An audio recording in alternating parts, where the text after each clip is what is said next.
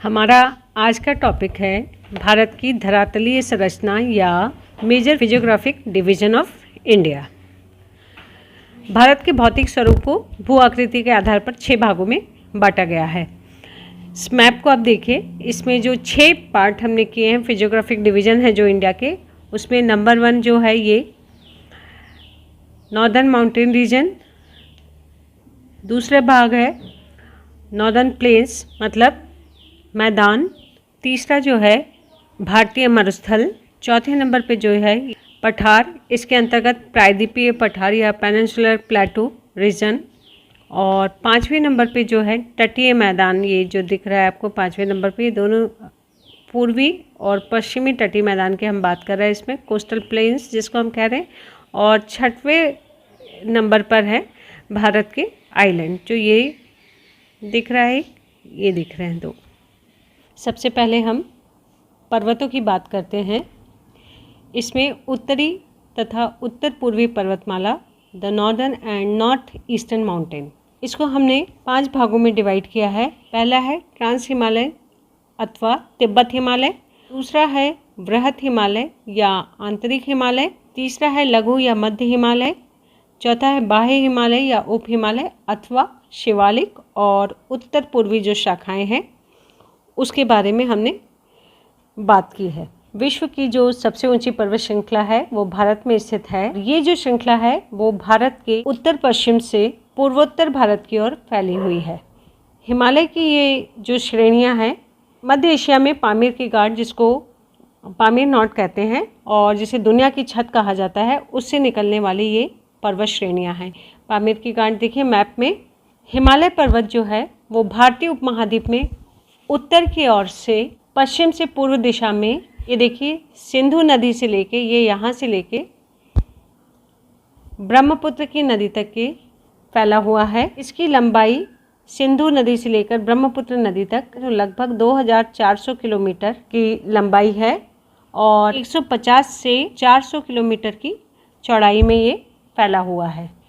और विश्व की जो सबसे ऊंची चोटी है माउंट एवरेस्ट, ये लगभग 8850 मीटर, ये हिमालय में ही स्थित है।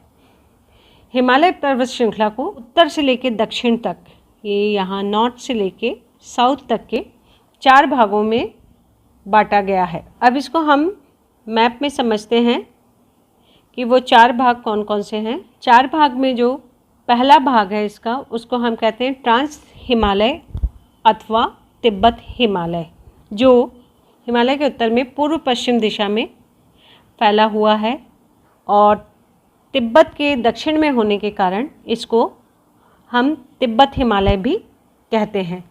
इस श्रेणी में भारत की सबसे ऊंची चोटी गार्डविन आस्टीन, जो 8611 मीटर ऊंची है, जिसे K2 के नाम से भी जाना जाता है, वो इसी क्षेत्र में है। और ये चोटी, ये जो भाग है, ये अभी POK कहलाता है, मतलब पाक अधिकृत कश्मीर, पाक ऑक्यूपाइड कश्मीर। इसके अंदर काराकोरम, लद्दाख, जास्कर श्रेणी और कैलाश, ये अन्य मुख्य श्रेणियां हैं। इसका दूसरा भाग जो है वो बृहत हिमालय या ग्रेट हिमालय या आंतरिक हिमालय कहलाता है। इसके अंतर्गत लद्दाख, काराकोरम, एवरेस्ट, कंचनजंगा, मकालू और धौलागिरी आदि सम्मिलित हैं।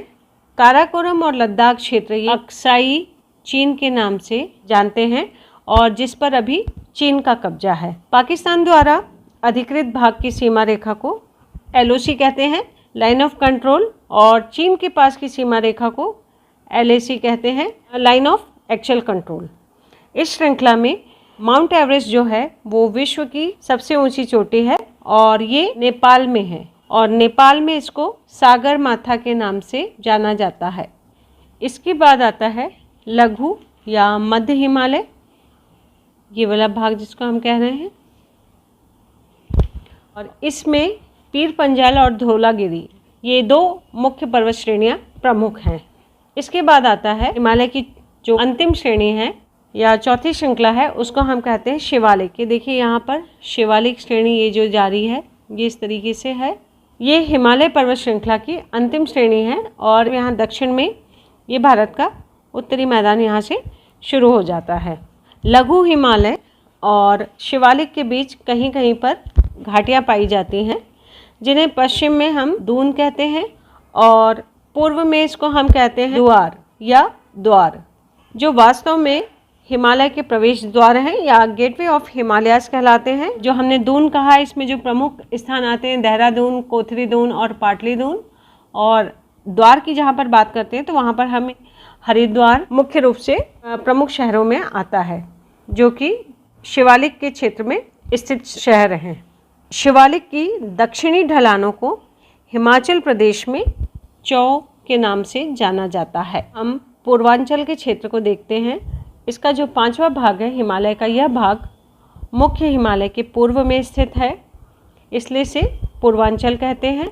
और ब्रह्मपुत्र नदी के द्वारा निर्मित देहांग दर्रे को पार करने के बाद हिमालय पर्वत ये दक्षिण दिशा की ओर मुड़ जाता है। देखिए यहाँ से ये दक्षिण की ओर मुड़ जाता है और पहाड़ियों की एक श्रृंखला बनाता है।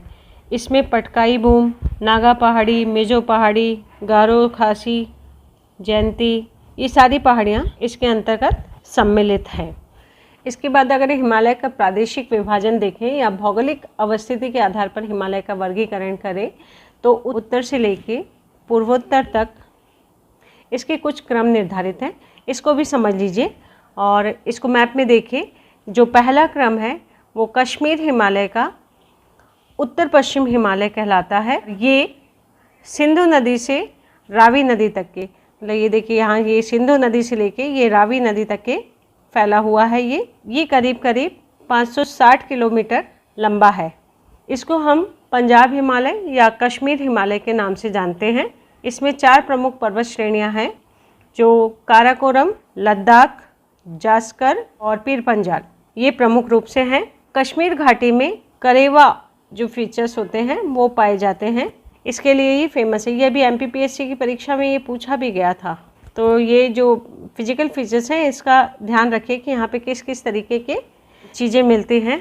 और इसमें जो है दूसरा क्रम अगर हम बात करते हैं तो वो हिमाचल और उत्तराखंड हिमालय कहलाता है, या कुमायूं हिमाचल भी कहते हैं इसको। ये रावी नदी और पूर्व में काली नदी जो कि घाघरा की सहायक नदी है, ये घग्गर नदी है, इसके आगे यहाँ पे काली नदी है, इसके बीच फैला हुआ है और इसकी लंबाई जो है लगभग 320 किलोमीटर है।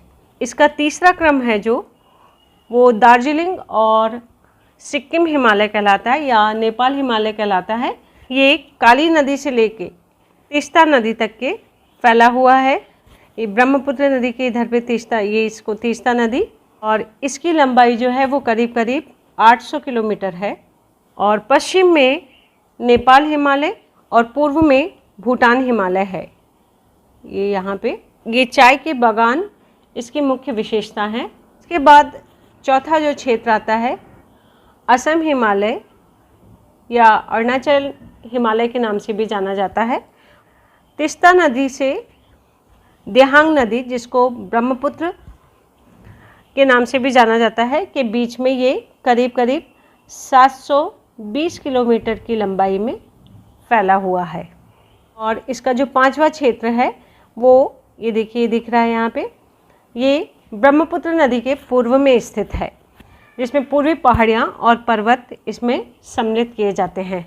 इस प्रकार से अगर हम मैप पे ये देखते हैं तो पहले आता है पंजाब हिमालय जो सिंध और सतलज नदी के बीच में है। उसके बाद आता है कुमाऊं हिमालय जो सतलज और काली या रावी नदी भी बोल सकते हैं, यहाँ पे रावी नदी भी एक महत्वपूर्ण इसमें स्थान रखती है। इसके बाद आता है कुमाऊं हिमालय, इस सतलज नदी से लेकर काली नदी तक इसका क्षेत्र है। और इसके बाद आता है काली नदी से लेकर तीस्ता नदी तक के नेपाल हिमालय, और तीस्ता नदी से लेकर असम हिमालय जो है ब्रह्मपुत्र नदी उसकी सीमा बनाती है। इस प्रकार से हमने भौगोलिक अवस्थिति के आधार पर हिमालय का वर्गीकरण देखा।